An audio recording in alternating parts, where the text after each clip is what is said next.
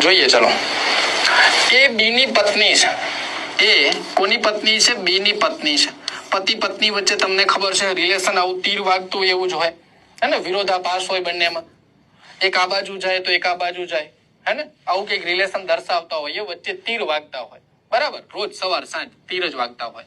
એ બી ની પત્ની છે એ પત્ની છે કોની બી ની પત્ની છે એટલે માઇનસ કરીશું પતિ છે એટલે પ્લસ કરીશું